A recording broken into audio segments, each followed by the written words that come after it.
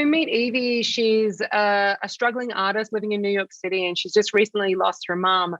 And she's feeling pretty lonely. So she does a DNA test and finds this long lost cousin who happens to be from a very wealthy, aristocratic English family.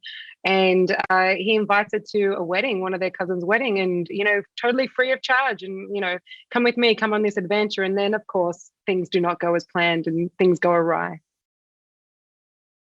Nathalie and Thomas are incredible humans. They're wonderful people. They're incredible talents.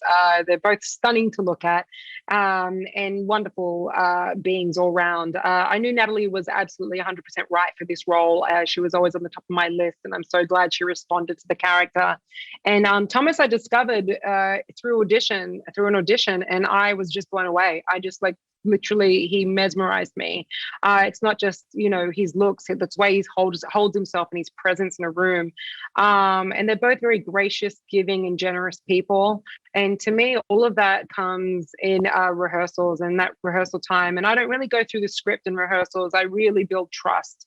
And I do this exercise called, that was a New York Times exercise called the 36 Questions to Fall in Love. And we all do it with each other. They do it in character, and we kind of all kind of have fun with it. But I feel like you're just building rapport and you're building trust.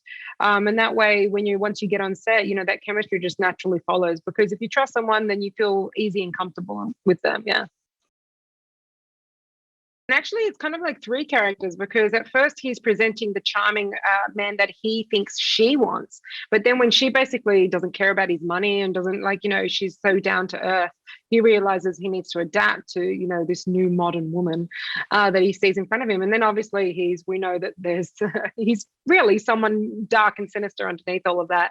And so really Thomas, he's such a flexible actor, and he's really adaptive. So sometimes I would just get him to do different versions of a take, so that we could play in the edit room. And kudos to him for really trusting me with that, because sometimes I wasn't sure how much I wanted to reveal of his darker side at what point in the film. And so we really played with that on set, and I got lots of variation from him. And it was really great, because then in the edit room, we could really play with it. Speak of relatable, I did a DNA test and I found a long lost cousin, but he's a very nice man and he's a lovely person. So I feel like that's happening. We're seeing a lot of stories. There's even reality TV shows that are reuniting people through these DNA tests.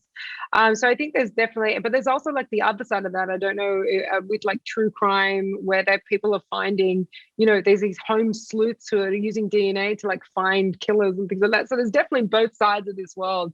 And I think blood is definitely one of the themes in our film, our blood, our heritage.